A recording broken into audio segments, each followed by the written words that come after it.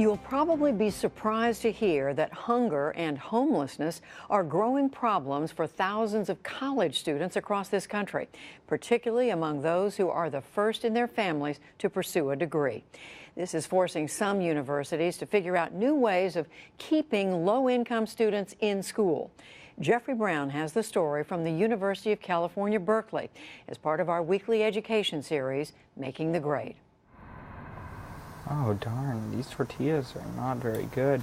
Every Sunday night, Anthony Carrasco prepares the food he'll eat for the week ahead, setting himself a quota of one meal a day. I can, skip breakfast, skip lunch, even skip dinner, and I've just saved myself close to $30 or $40.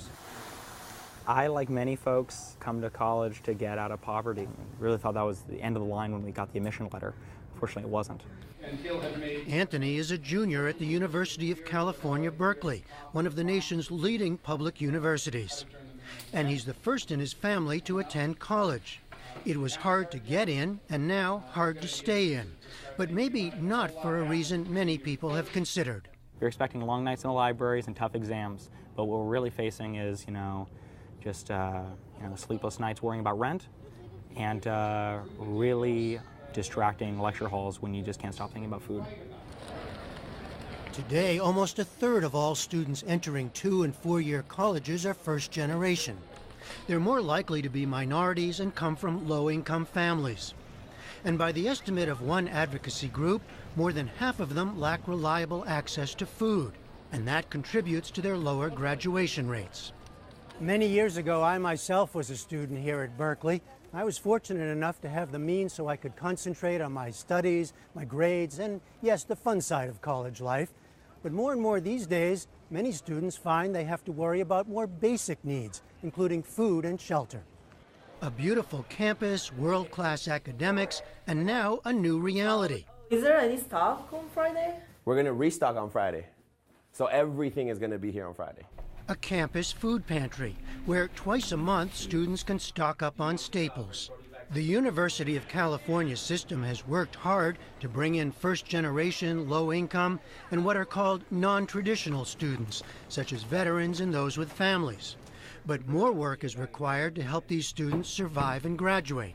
25 bags today, keeping on pace. Okay. Ruben Canedo is a first-generation graduate from Berkeley. He's now a leading advocate for student food security and oversees the campus food pantry. What we're doing on our campus is making sure that campus becomes basic needs secure. You have the recession, you have the increasing cost of living, and students are caught in the middle of that. Do you see students falling through the cracks? Having to leave school? Absolutely. We definitely have students that said, you know what, at this moment, I can't do this. And they left. Whatever you see in here. And it was not because of their academic challenges, it was because of the living cost of the area. They were saying, I can't afford my rent and I can't afford to eat, therefore I can't stay here. Berkeley, sitting in the midst of the notoriously expensive San Francisco Bay Area, is among the most costly college towns in the country.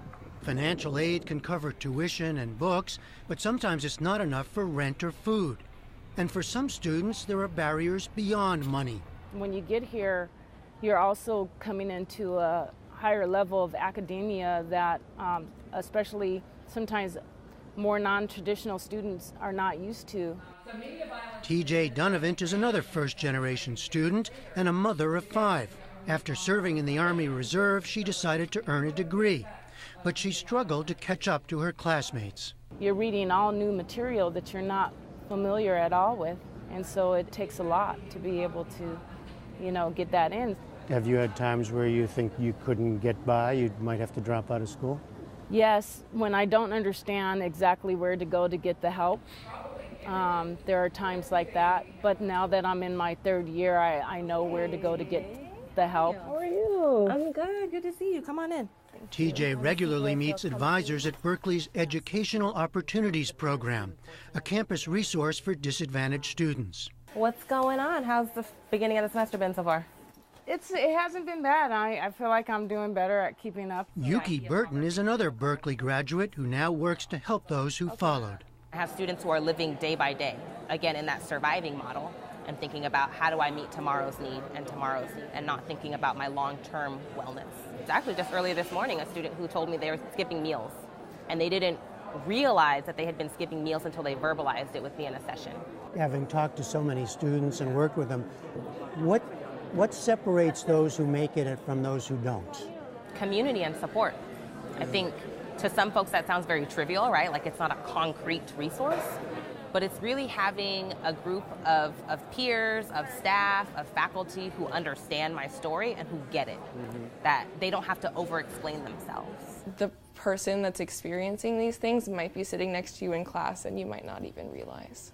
In her art class recently, Taylor Harvey told fellow students about her own plight. Taylor has worked since age 13 and spent parts of her youth in homeless shelters. She's experienced tough times in college as well. I'd stay in a homeless shelter, but it's pretty unsafe for a young woman to stay in a homeless shelter. There are a number of students who sleep in their cars because it's cheaper, or sleep in university buildings, libraries, places that close at night because it's safer that way. Taylor shares an apartment for now until school closes for holiday breaks or her financial aid is spent. And she's now trying to raise awareness on campus of the homeless problem. We admit that we don't know what the solution will be, but we know what our end game is, and that's to eliminate student homelessness and to help first-generation college students stay in college and graduate. This summer, the University of California system approved a new $3.3 million fund to help students access food on and off campus. The difficult situations many students find themselves in have forced Berkeley and other institutions to re-ask some basic questions. If we are a public institution, what does it mean to educate the public? What does it mean to educate Californians? And what does it mean that education is an engine for social change? Fabrizio Mejia is Assistant Vice Chancellor for Student Equity and Success at Berkeley. What it means for our institution in particular in the UC system is that we have to invest in the programs that are going to welcome the students in, that are going to get them through, that are going to get them to succeed at the level that we say is required for everybody across the board. As more first-generation students pursue degrees, colleges and universities will have to address the challenges these students bring with them. From Berkeley, California, I'm Jeffrey Brown for the PBS NewsHour.